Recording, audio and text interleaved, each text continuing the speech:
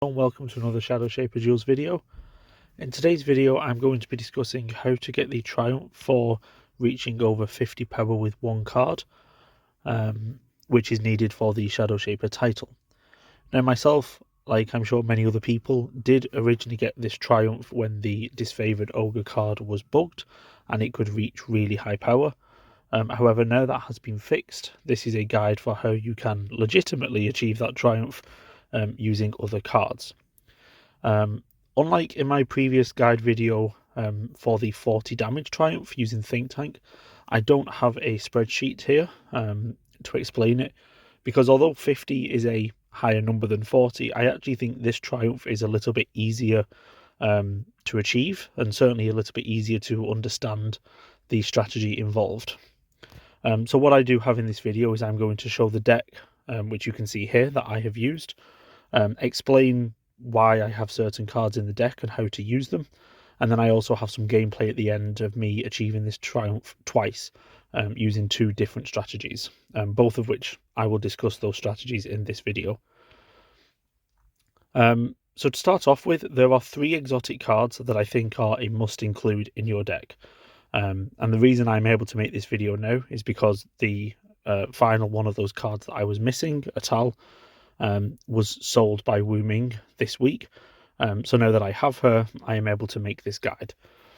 Her effect is that when played, she doubles the power of a unit. So that instantly takes the triumph from being 50 power to 25 power. And then you play Atal on the last round just to double it. So she makes the triumph, half as easy.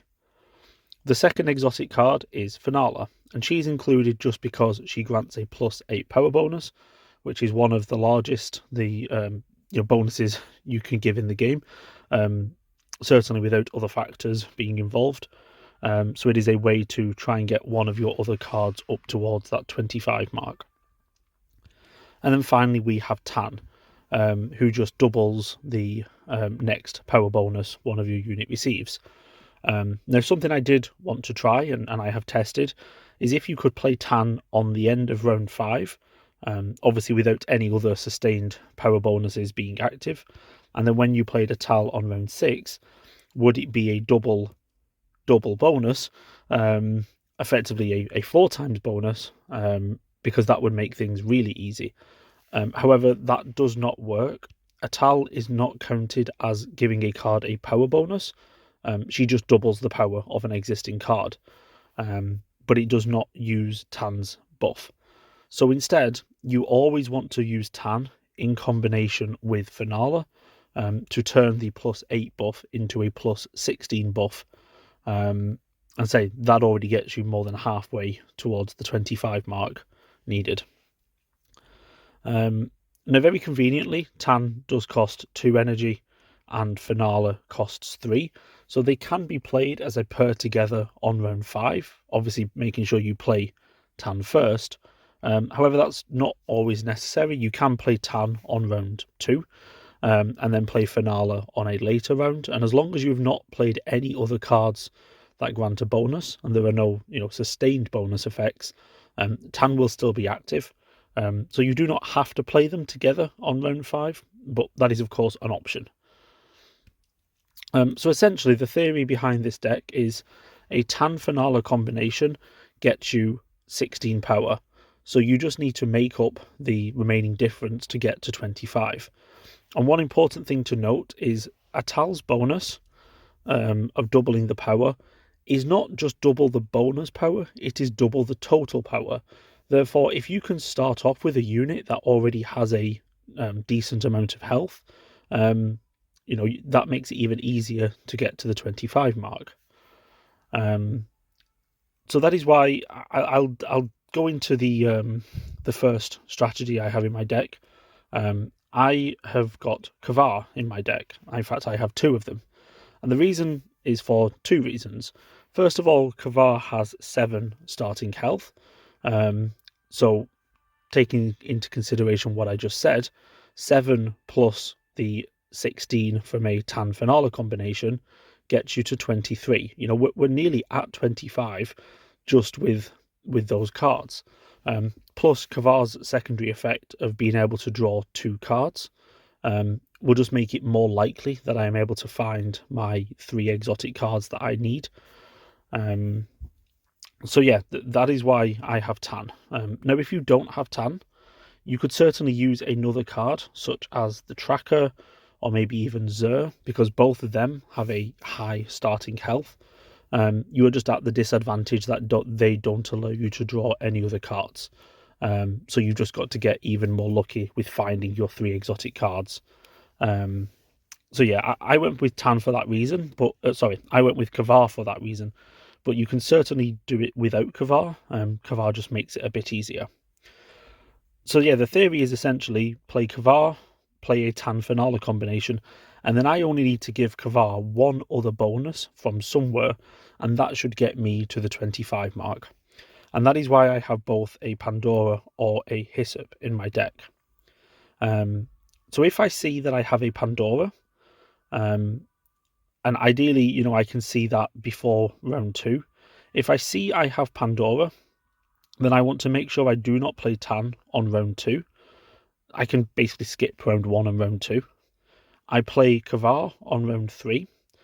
I play Pandora on round 4, obviously next to Kavar. So Pandora will then start giving the +2 power to Kavar. And then I play a Tan Finale combination on round 5. And all of those factors added together will mean your Kavar is at 25 or higher power, with the bonuses from both Finale and Pandora. Now, if I don't have a Pandora, but I have Hyssop, then what I can do instead is I can play Tan on round 2. So that you will, when you get to round 2, you will need to just assess what you have in your hand and see if you have either a Pandora or a Hyssop. Play Tan on round 2, play Kavar on round 3, and obviously Tan's effect is still active because nothing has been given a power bonus. And then on round 4, or if needed, if you've not found your exotics, on round 4 you could just play a second Kavar to try and find your exotic cards.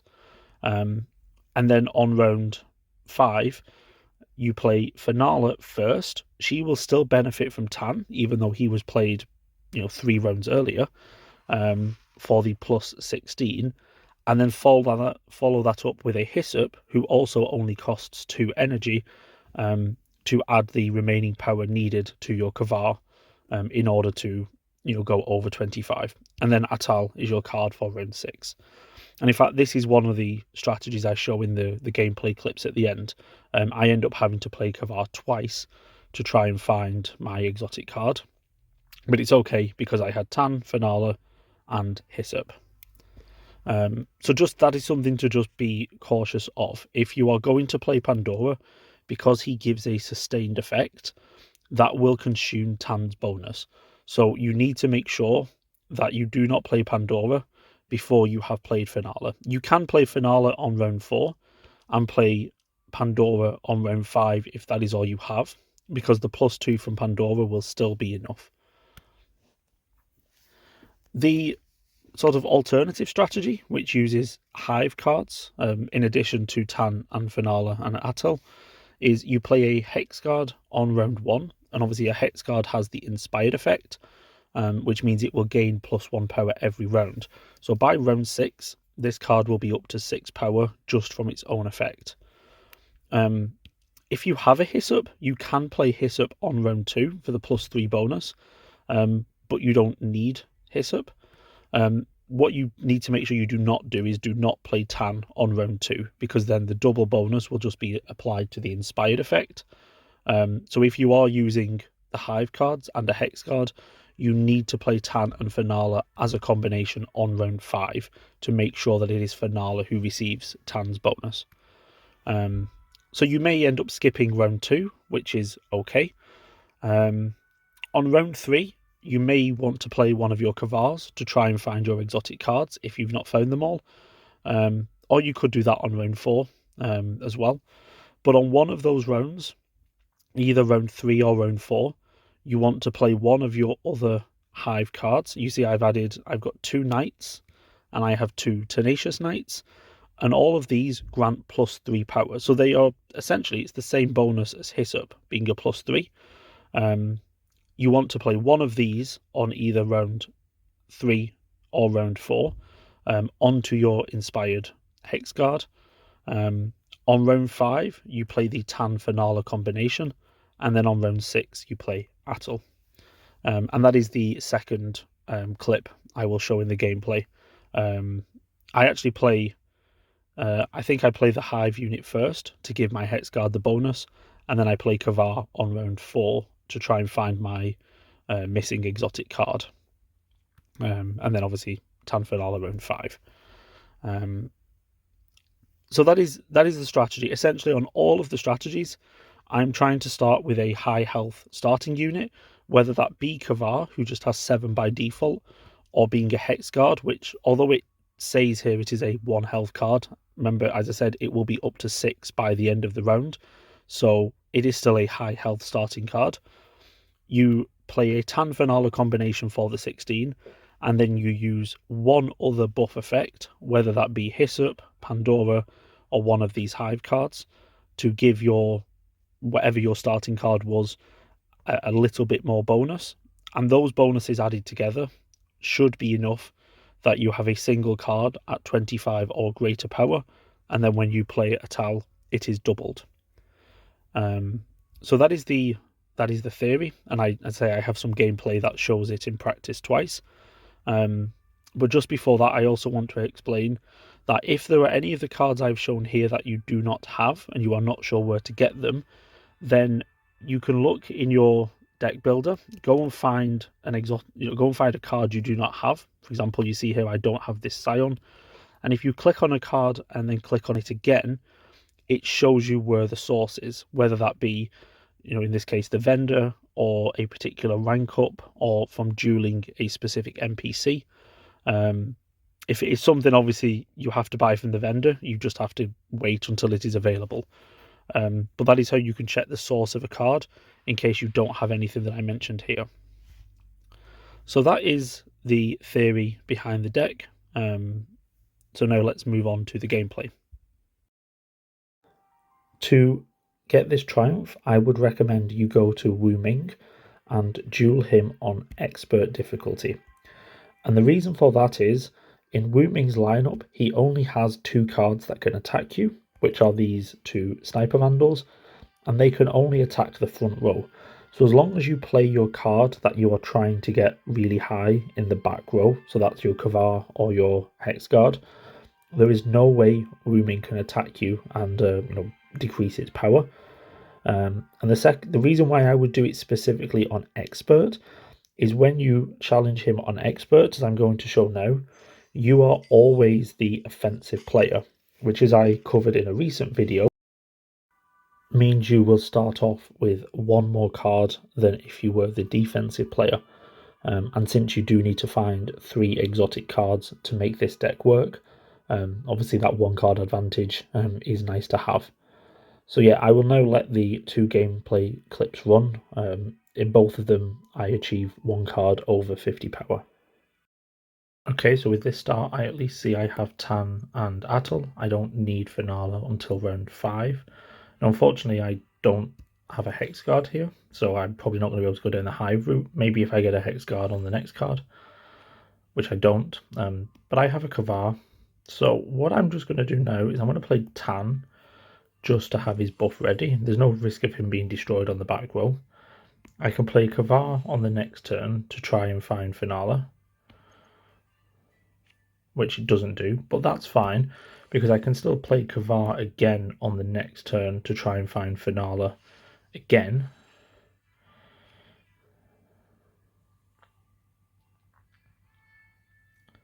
Yeah, so I'm going to have to do that. And the fact that I was offensive, it means, unless she's my very last cards, I should find her before the end. So hopefully this finds Fenala. Yes, it does. So now I need to make sure I don't play this, because then he will consume the Tan buff. So if I now just skip this next turn, and I can then play both Fenala and Hyssop, making sure I play Fenala first, and that will get me enough as long as I buff Kavar. So Fenala, buff Kavar, Hyssop, buff the same Kavar, and then that's enough for Attal to double.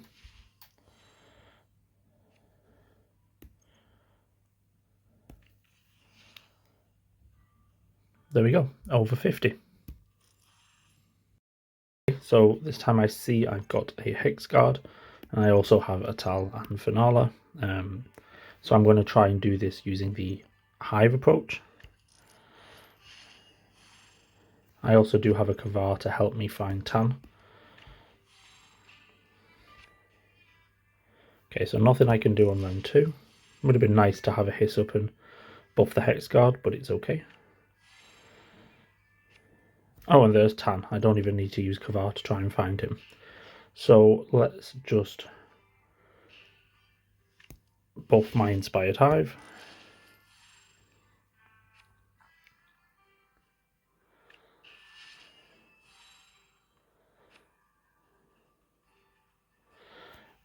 And what I could do here is, I believe, you know, I could use this and buff it more, but there's no need. So let's, just to sort of show how flexible this is, let's assume I hadn't found Tan. I'll play Kavar, obviously, to try and help find him. I know it's not needed, but this is just an example. So let's just play Kavar, just because I don't want to overbuff that Hive unit. I just want to show you that one buff is basically enough. So now on my round 5, I'll play the Tan Finala combination. So let's play Tan first, then play Finala.